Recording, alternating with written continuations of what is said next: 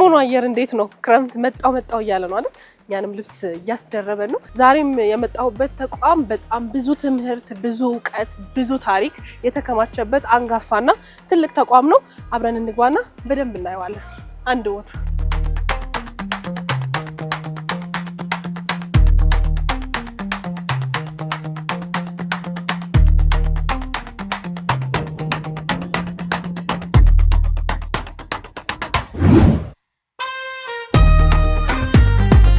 የመጣሁት እንግዲህ የኢትዮጵያ ብሔራዊ ቤተ መዛግብትና ቤተ መጻሕፍት ኤጀንሲ ወይም ደግሞ ብዙዎቻችን ወመዘክር እያለን የምንጠራው ተቋም ነው። እንግዲህ በጣም ትልቅ፣ በጣም ብዙ ታሪክ፣ በጣም ብዙ ዕውቀት፣ ትምህርት ያለበት ተቋም ነው። ብዙዎቻችን ቤተ መጻሕፍት ወይም ላይብራሪ ብቻ ነው የሚመስለን፣ ግን ከምታስቡት በላይ በጣም ብዙ ታሪክ የያዘ ተቋም ነው። ዛሬ በደንብ እናየዋለን። መጀመሪያ የምገባበት ክፍል እንግዲህ ቀረጸ ድምፅና ምስል ላይብራሪ ይባላል። ውስጥ ያሉትን ነገሮች ገብተን በደንብ እናያለን።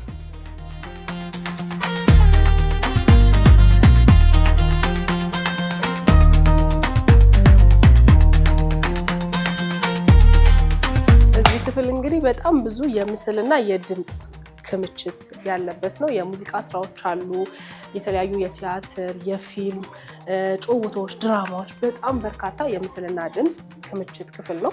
በጣም ብዙ ሙዚቀኞቻችን ቀደም ባለው ዘመን የሰሯቸው ስራዎች በቪኤችኤስ፣ በካሴት፣ በቪሲዲ በተለያዩ አሁን እኔ ስማቸውን በማላቃቸው ማጫወቻዎች ከሸክላ ጀምሮ በጣም ብዙ የሙዚቃ ስራዎችና ድራማ ስራዎች አሉ። ይሄኛውም ደግሞ የሚባለው ማሽኑ ሪል ቴፕ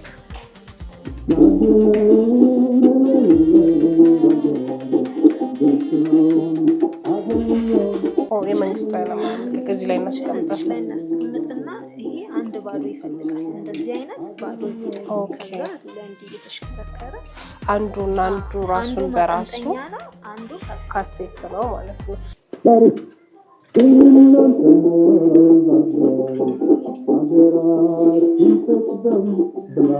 ሀገራችን ትቅደም ብላችሁ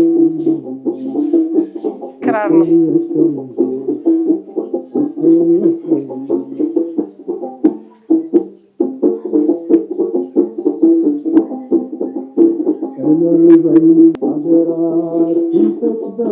የተለያየ ቦታ ሸክላን ታውቁታላችሁ ብዬ አስባለሁ። የሸክላ ሙዚቃ እንደዚህ ተደርጋ ሸክላ በጣም የእንትን ነው የክላስ መገለጫ ነው። የታችሁ ከሆነ ከተገኘ ራሱ ይሄ እቃ ከተገኘ በጣም ትልልቅ ሰዎች ቤት ወይም ደግሞ የተለያዩ የሚዲያ ተቋማት ውስጥ ነው ሊገኝ የሚችለው እና ሸክላ ሙቪዎች ላይ ታችሁ ከሆነ ቆየት ያሉ ፊልሞች ላይ ታችሁ ከሆነ በጣም የክላስ መገለጫ፣ በጣም ሰዎች መመሰጥ ሲፈልጉ ነው የሚያዳምጡት እና ጭንቀስ ጣል ያደርጓትና ለስለስ ያለ ሙዚቃ እየሰሙ በጣም ነው ደስ የሚለው ሸክላ ማየት ነው። ይሄውን የማን የሙዚቃ ስራ እንደሆነ ሸክላ ይቀድማል። ከሸክላ ቀጥሎ ወደ ሪል ቴፕ እያደግን የመጣንበት፣ ከዛ ወደ እነዚህ ካሴቶች መጣን። ከዛ ቪኤችኤስ የብዙዎቻችሁ በተለይ የእናት አባቶቻችን ሰርግ የተቀረጸበት ቪኤችኤስ፣ ከዛ ደግሞ ቪሲዲ እኛም የደረስንበት ቪሲዲ።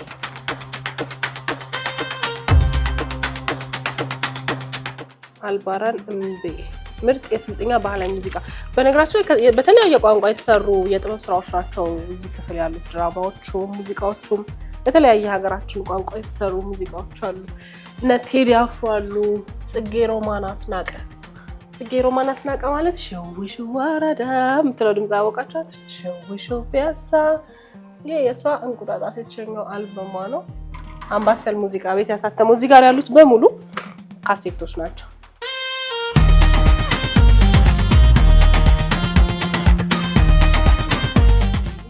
የሌለ የድምፃውያን ስራ የለም።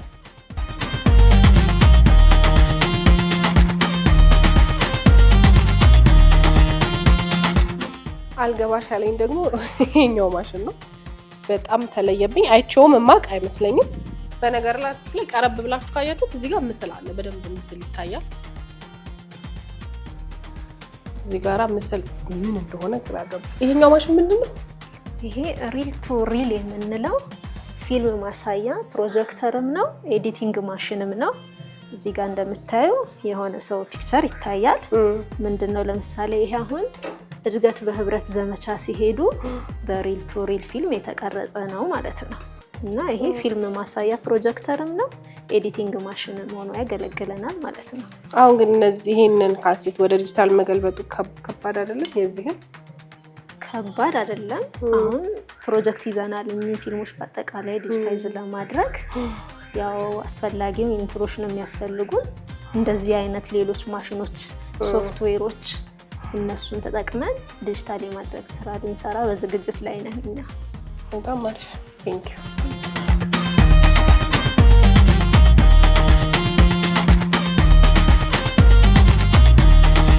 ከክምችታችን ውስጥ አንጋፋ ድምፃውያን ይላል ጥላሁን ገሰሰ፣ ጌታቸው ጋዲሳ ማለት ይፈላ ቡና ይፈላ ሻይ የሚለው ዘፈን ታውቁታላችሁ። አረጋኸኝ ወራሽ እና ባህሩ ቃኝ። ይሄ ባይዘው ከብዙዎቹ በጣም በጥቂቱ ነው። እነ ንዋይ ደበባሉ።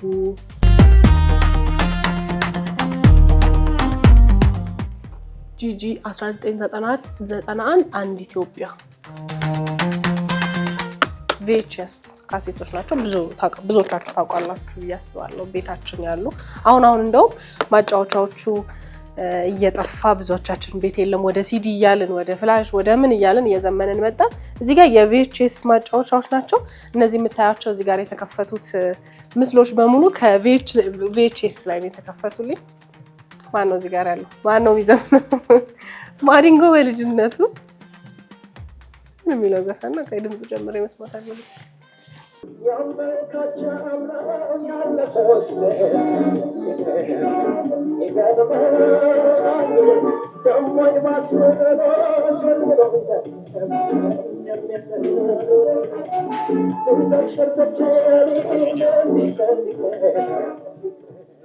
በጣም በልጅነቱ ነው በነገራችን ላይ ማዲንጎ ወደ ሙዚቃ ስራ የገባውና ከዚህም ልጅ ሆኖ ሲዘፍን የነበሩ ስራዎችን የማየት እድሉ ነበረኝ ኢትዮጵያ ቴሌቪዥን። እዚህ ጋር ደግሞ ቴዲ አፍሮ ኮንሰርት ነው፣ የቴዲ አፍሮ ኮንሰርት ነው። አቦጊዳ አልበም 2000 ሚሊኒየም ላይ የቴዲ አፍሮ ኮንሰርት አለ። እዚህ ቤት እንዳልኳችሁ ነው የሌለ ስራ የለም። የሙዚቃ ስራዎች ብቻ አይደለም ያሉት እዚህ ክምችት ክፍል ውስጥ የተለያዩ ሃይማኖታዊ ስራዎች አሉ፣ መንዙማዎች አሉ፣ መዝሙሮች አሉ፣ ስብከቶች አሉ። ከዛ ውጭ ደግሞ የተለያዩ የመንግስት ባለስልጣናት በተለያየ ጊዜ ያደረጓቸው ንግግሮች አሉ። የድምጽ እና የምስል ታሪክ በሙሉ በአንድ ቦታ ተከማችቶ የሚገኝበት ቦታ ነውና በጣም ትልቅ የሀገራችንን ታሪክ የያዘ ተቋም ነው እና ደግሞ እነሱም አሁን ዘመኑ ወዳመጣው ወደ ዲጂታል ለመቀየር ጥረት እያደረጉ ነውና ይሄ ማለት እንግዲህ በጣም ትልቅ ታሪካችን ያለበት ክፍል በቀላል ክፍል ውስጥ አይደለም ያለው።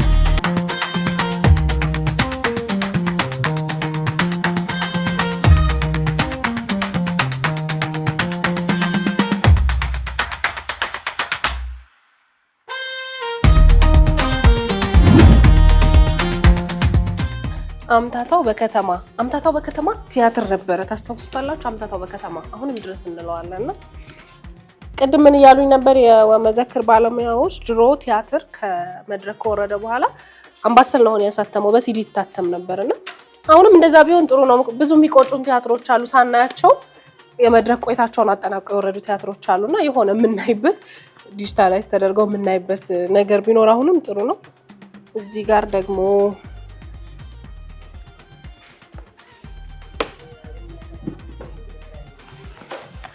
ይሄኛው የጓድ መንግስቱ ኃይለማርያም ንግግር ይላል። ዓመተ ምህረቱ ይሄኛው ካሴት ሪል ቴፕ ነው አይደል? ያየው ሪል መጀመሪያ ያየነው ሪል ቴፕ በሱ ካሴት ነው። የጓድ መንግስቱ ኃይለማርያም ንግግር በስንት ዓመተ ምህረት እዚህ ጋር ዲቴይሉ ተጽፏል አይደል? ምን ያህል ሴንቲሜትር እንደሆነ ርዝመቱ፣ ቁመቱ ምናምን በደንብ ይጻፋል። የሚቆረጠው እንዳልኳችሁ በመቀስ ስለሆነ ይሄኛው VHS ነው። ሙሉዓለም ታደሰ ናት። ሙሉዓለም ታደሰ ናት። እሱን ደግሞ አንበቤ ልንገራችሁ። የነቀዘች ህይወት ይላል። 2 ሰዓት የፈጀ የቪዲዮ ፊልም ነው። ተዋናዮች አሉት። ጥላሁን ጉግሳ ነው።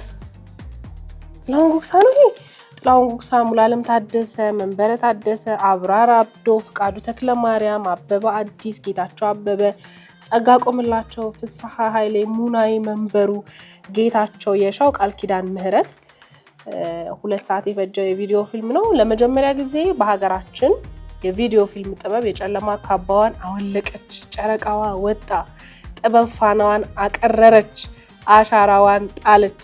በኢትዮጵያ ልጆቿ ተሞላች፣ ተከወነች፣ ተከሸነች፣ የነቀዘች ህይወት አለች ይላል። ይህንን ማየት ፈለኩና ወደ ሲዲ ከገለበጡልኝ አየዋለሁ። በጣም ነው የሚያጓጉ።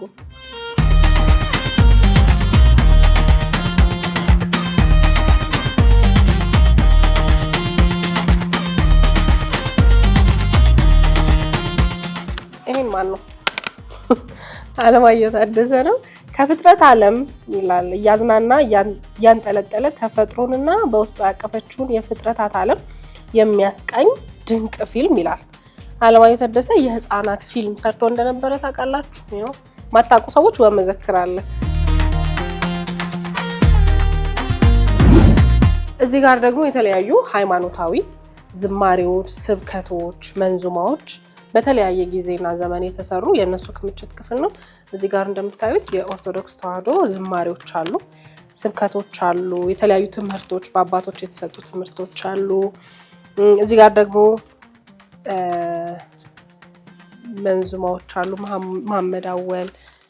ከዛ ደግሞ የሀጂ ኡመር ኢንድሪስ የቁርአን ተፍሲርም አለ። እዚህ የፕሮቴስታንት ዘማሪዎች አሉ፣ ዮሴፍ አለ። እዚህ ጋር መስፍን ጉቱ፣ የመስፍን ጉቱ ዝማሬዎች አሉ፣ ስብከቶች፣ በጣም ብዙ ሃይማኖታዊ ድምፅና ምስል ስራዎች በተለያየ ዘመን የተሰሩ አሉ እዚህ ክፍል። እውነት ለመናገር እንደዚህ በአጭር ጊዜ ውስጥ ሁሉንም ነገር አይቶ ለማጠቃለል የሚቻል አይደለም። ብዙ ስራዎች ናቸው ያሉት። እንዳልኳችሁ እንግዲህ ከሙዚቃ ስራዎች ባሻገር ንግግሮች፣ መጽሐፍትም ወደ ድምፅ የተቀየሩ መጽሐፍትም እንደዚህ እንደምታዩት ደግሞ ሃይማኖታዊ ስራዎችም ስላሉ እንዲህ በአጭር ደቂቃዎች የሚታይ አይደለም። እኔ እንዲህ ከላይ ካሳየኋችሁ ደግሞ እናንተ በረፍት ቀናችሁ እየመጣችሁ በመዘክር እዚህ ያሉትን ታሪክ ነው ይሄ በጣም። ከዛ ደግሞ መዝናኛም ጭምር ነው፣ ከዛ ደግሞ እውቀትም ነውና እናንተ ደግሞ የቀረውን እየመጣችሁ ይሁት። ሌሎች ወመዘክር ውስጥ ያሉ ደግሞ አገልግሎቶችን እንቀጥላለን አብረን።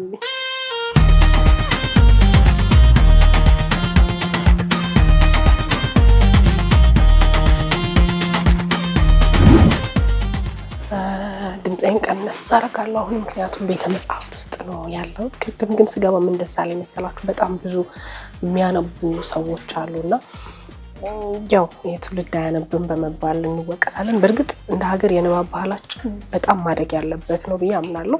ግን ብዙ የሚያነቡ ሰዎች ቤተ መጽሐፍቱ ኦልሞስት ሙሉ ነውና ደስ አለኝ የሚያነቡ ሰዎችን ስላየው። ይሄ ደግሞ የመጣሁበት ክፍል እንግዲህ በአዋጅ ከሁሉም የህትመት ስራዎች ውስጥ ከመጽሐፍትም ከተለያዩ የህትመት ስራዎች ውስጥ ለዚህ ተቋም እንደ ግዴታ ሶስት ማበርከት ግድ ይላልና እንደዛ የተበረከቱ መጽሐፍቶች፣ የህትመት ስራዎች፣ በተለያየ ጊዜ የተሰሩ የጽሁፍ ስራዎች ያሉበት ክፍል ነው። በጣም ብዙ ነው፣ እስከ ጫፍ ድረስ ነው። እንግዲህ ጊዜ ሲኖራችሁ እየመጣችሁ ሁሉንም ማየት አለባችሁ።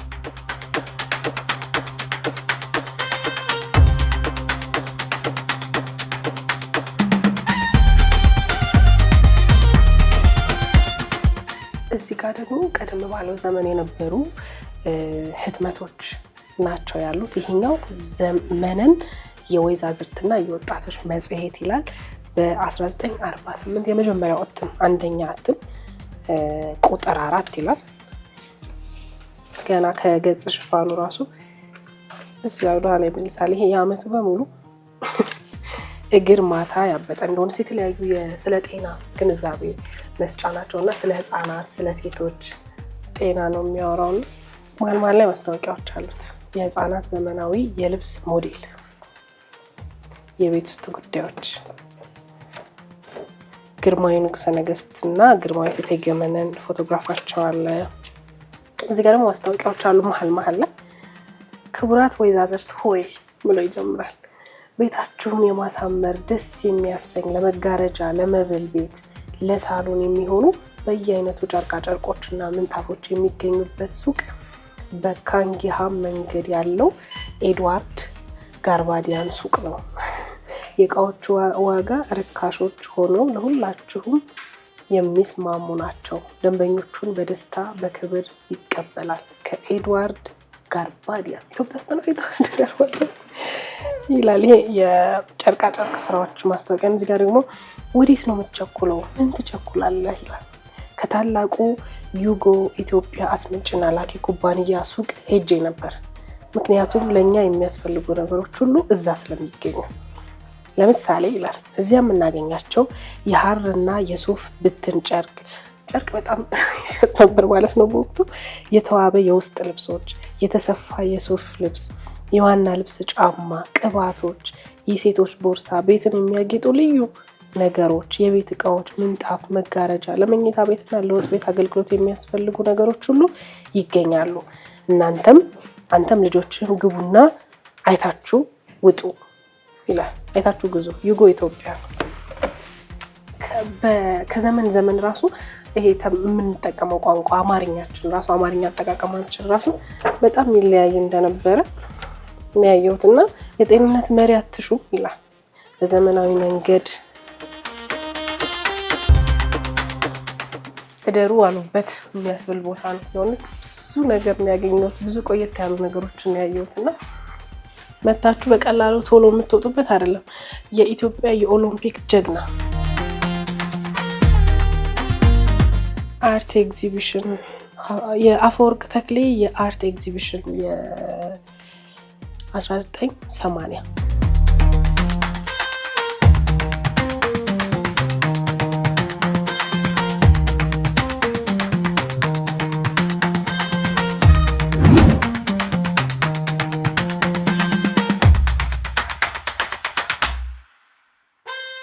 በነገራችን ላይ ይሄ ተቋም በጣም ረጅም ዓመት ያስቆጠረ ተቋም ነው። እንግዲህ እንደነገሩኝ ከሆነ በ1936 ዓመተ ምህረት ነው ስራ የጀመረው ወደ 82 ዓመት ገደማ ማለት ነው። ስለዚህ እድሜ ጠገብ በጣም ትልቅ ታሪክ የያዘ ራሱም ደግሞ ታሪክ የሆነ ትልቅ ተቋም ነው።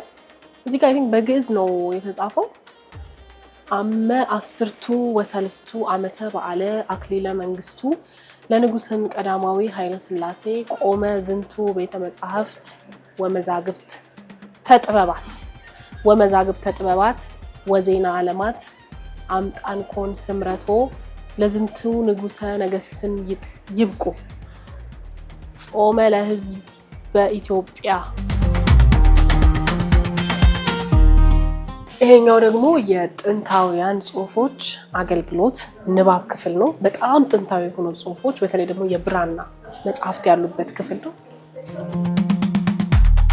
ሰላም፣ እንዴት ኖት? እንተዋወቅ። ጤና ይስጥልኝ። እንኳን ደህና መጣችሁ። እንኳን ደህና ቆያችሁ። መምህር ኃይለ ሚካኤል ጌታሁን እባላለሁ። የጥንታውያን ስነ ጽሁፍ ቅርሶች ከፍተኛ ባለሙያ ነኝ። በጣም ጥንታዊ መጽሐፍት ያሉበት ቅርሶች ያሉበት ክፍል ነው የመጣሁት። ለዛ ነው የባለሙያ እገዛ ያስፈልገኛል ያልኩትና እነዚህ መጽሐፍት የብራና መጽሐፍት እንደሆኑ ሰምቻለሁ። በጣም ረጅም ዕድሜ ያስቆጠሩም እንደሆነ ተነግሮኛልና ምን ያህል ዓመት የሆናቸውና ምን አይነት መዛግብት ናቸው እዚህ ያሉት? ሃይማኖታዊ አሉ። ሃይማኖታዊ ብቻ ሳይሆን የፍልስፍና የታሪክ መዛግብቶች አሉ። ባህላዊ ሕክምና ላይ የሚያጠነጥኑ አሉ። በርካታ ርዕሰ ጉዳይ ነው ያላቸው። ፍልስፍና ለምሳሌ ይሄ መጽሐፈ ፈላስፋ አለ። ይሄ ፍልስፍና ነው።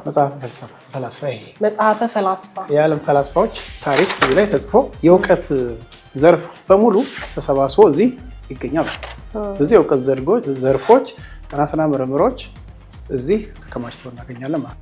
ስለ ስነ ፈለክ፣ ስለ ቀናት አቆጣጠር ለምሳሌ እንደ ሄኖክ የመሳሰሉት የስነ ፈለክ መጽሐፍ እና ሁሉንም የእውቀት ዘርፍ ያካትታል። በጣም የሚገርም ነው። አንዳንዶቹ ግዕዝ፣ አንዳንዶቹ ደግሞ አማርኛም ይታየኛል።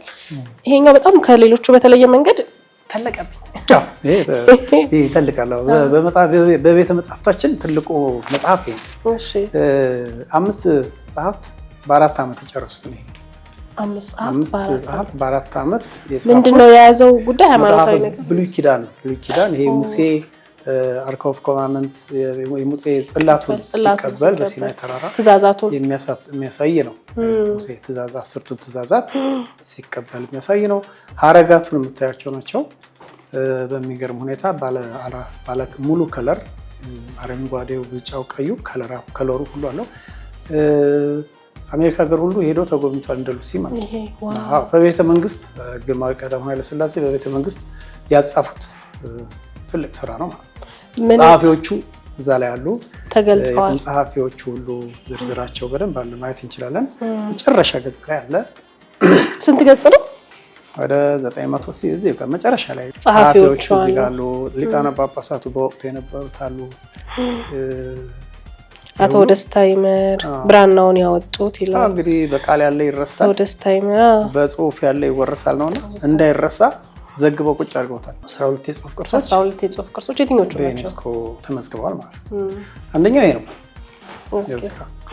ያው እዛ ጋር ማለት የምታያቸው አንደኛ የመጀመሪያው ይሄ ጳውሎስ መልእክት ነው። ይሄ 13ኛው መቶ ክፍለ ዘመን ሐይቅ እስጢፋኖስ አካባቢ የተገኘ የ14ኛው መቶ ክፍለ ዘመን ነው ማለት ነው። ይሄኛው መጽሐፍ የባህላዊ ሕክምና ያለበት ያሉኝ መምህር ማውጫው ራሱ ለራስ ህመም በሽታ፣ ለህማመ ማዲያት አረይ ማለት ብዙ ያስፈልጋል። ለህማመ አይን ገጽ፣ ለጆሮ በሽታ፣ ለህማመ አይን፣ ለጆሮ በሽታ፣ ለጆሮ ደግፍ በሽታ፣ ለህማመ ጥርስ ብዙ አይነት በሽታ ነው መጽሐፍ እንትኑ ላይ ማውጫው ላይ ራሱ ያለውና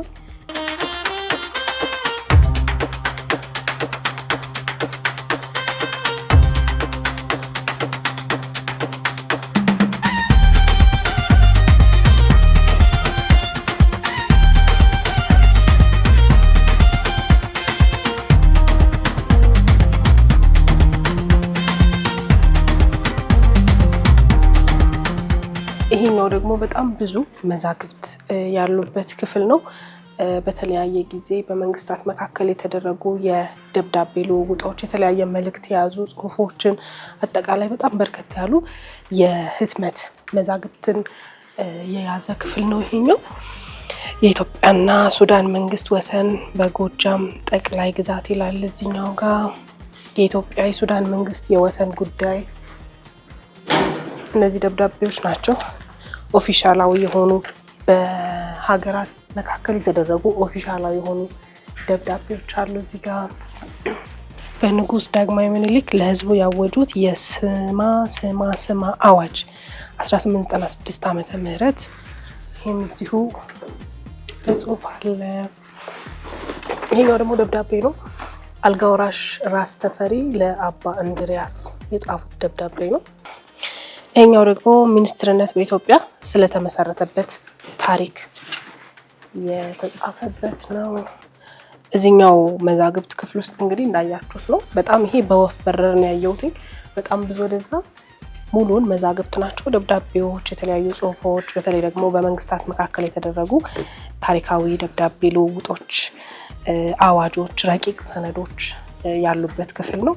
እየመጣችሁ ማንበብ ይኖርባችኋል ግዴታ። እውቀትም ታሪክንም ማወቅ የአስተሳሰብ አድማስንም ማስፋት ነው ብዬ ነው ማምነው። በጣም ብዙ ናቸው። እኔ በወፍ በረር ነው ያየሁት።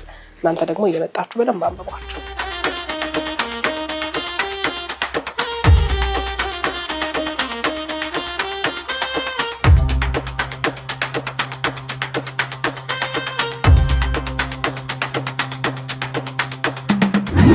የኢትዮጵያ ቤተ መዛግብትና ቤተ መጻሕፍት አገልግሎት ዛሬ በአንድ ቦታችን በደንብ ያየነው ቦታ ነው። ማዕከሉ እንግዲህ ረጅም ዓመት ያስቆጠረ በጣምም ሰፊ በጣምም ትልቅ ነውና እንዲህ ባጭር ደቂቃ ውስጥ ታይቶ የሚያልቅ አይደለም። እናንተ ደግሞ እየመጣችሁ እንድታዩት ልጆቻችሁን ይዛችሁ እንድትመጡ ታሪክ እንድታውቁ ማንበብ በራሱ በጣም ትልቅ ጥቅም አለው። በተለይ በዚህ ዘመን ብዙዎቻችን በሶሻል ሚዲያው ሀሳባችን የተሰረቀበት ሀሳባችን የተበታተነበት ጊዜ ነውና ማንበብን የመሰለ መፍትሄ የለምና ልጆቻችንንም የማንበብ ልምዳቸው እንዲያዳብሩ በተለያየ ጊዜ እዚህ ማዕከል እንድትመጡ። በጉብኝት መሀል እንግዲህ አንድ ያስተዋልኩት ነገር ነበረ። በቅርቡ ከዚህ ዓለም በሞት የተለየው አርቲስት ያየህራድ አላምረው በጣም በርካታ ቁጥር ያላቸውን መጽሐፍ ያሰባሰበ እንዲሁ ደግሞ ቤተሰቦቹ ለዚህ ማዕከል አበርክተው በሱ ስም የተሰየመ ክፍል እያየው ነበርና በእጃችሁ የሚገኙ የተለያየ ታሪክ ያላቸው የምስል ሊሆን ይችላል፣ የድምጽ ሊሆን ይችላል፣ እንዲሁ ደግሞ የጽሁፍ መዛግብት ካሉም እንግዲህ ይሄ ከትውልድ ወደ ትውልድ የሚተላለፍበት ትልቅ ተቋም ስለሆነ ስራዎችንም ስትሰሩ የጽሁፍም የሙዚቃም ስራዎች ስትሰሩ አሁን ብዙ ጊዜ ማህበራዊ ሚዲያ ላይ ስለሆነ የሚበታተኑት እዚህ ያመጣችሁ ለታሪክ እንዲቀመጥላችሁ እንድታስቀምጡ በዚሁ ጥሬ ላቅርብ ብዬ ነው። እሑድን አንድ ላይ ይቀጥላል። አብረን እንሆን።